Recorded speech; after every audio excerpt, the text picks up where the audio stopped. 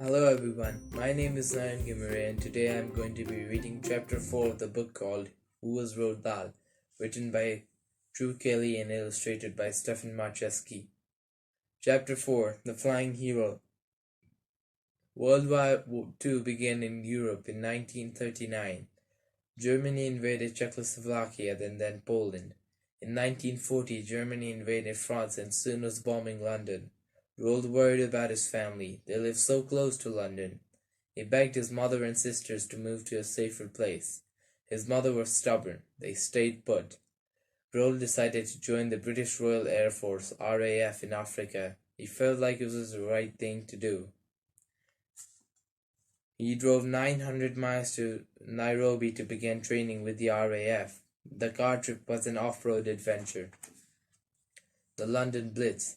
Blitz means lightning in German. On September 7, 1940, Hitler sent the first of hundreds of planes to bomb London. He hoped to break the will of the British people. The bombs fell for 2 hours and then a second attack lasted all night. Much of the city was on fire.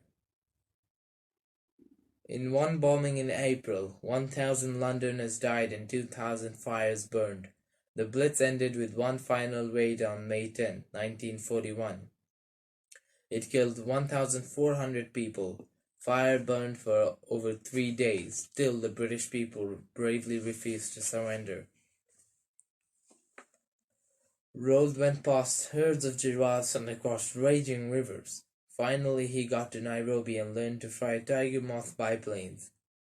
His nickname was Lofty because he was so tall. He could barely squeeze into the cockpit. His head stuck above the windshield. After less than 8 hours of training, he flew solo. He loved it. He could fly low and watch herds of gazelles, flamingos, and giraffes. He learned to loop the loop and fly the plane upside down. To be a fighter pilot, Roald also had to fly bigger planes armed with machine guns. He trained in the hot desert of Iraq using only 6 months. 16 men were in his training group. The Royal Air Force. The Royal Air Force was formed in 1918. It is the oldest air force in the world.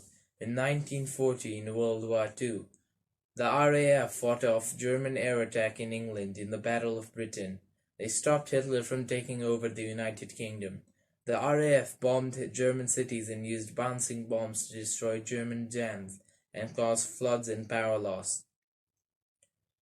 Pilot Officer Dahal first had to join his squadron in the desert of North Africa.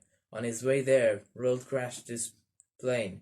He barely survived. He had head injuries and his face was so swollen he was blind. Roald was rescued and taken to a hospital. He spent 2 months in bed. Little by little his sight came back, but he had terrible headaches. He later came to believe that his brain injury was what turned him into a writer, and that has made him more creative. Roald spent 5 more months in a hospital in Egypt. For the second time in Roald's life, a doctor rebuilt his nose. This time, he tried to make it look like a movie star's nose. After another month, Roald was patched up and ready to fly again. He now had to fly a completely new kind of plane. After only 2 weeks of training, he was ordered to fly to Greece to fight the German Nazis. The flight to Athens took almost 5 hours. By the time he got there, he was so stiff that he had to be lifted out of the cockpit. The next weeks were the most dangerous ones in Roald Dahl's life. Roald had no air-to-air combat training. The Greeks and British were greatly outnumbered by the enemy. The odds were terrible.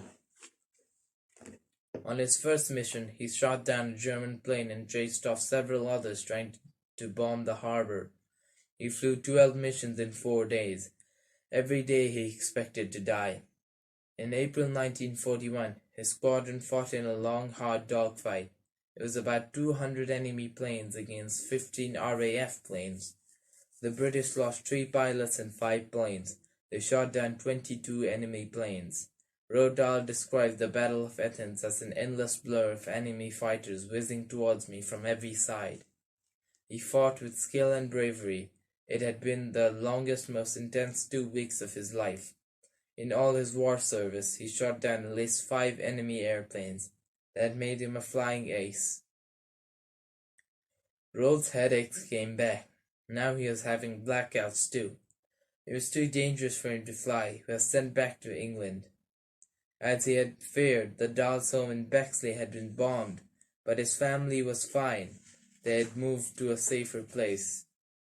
He hadn't seen his family in 3 years. Everyone treated him like a hero, and he was. But Roald Dahl was missed flying for the rest of his life. Thank you.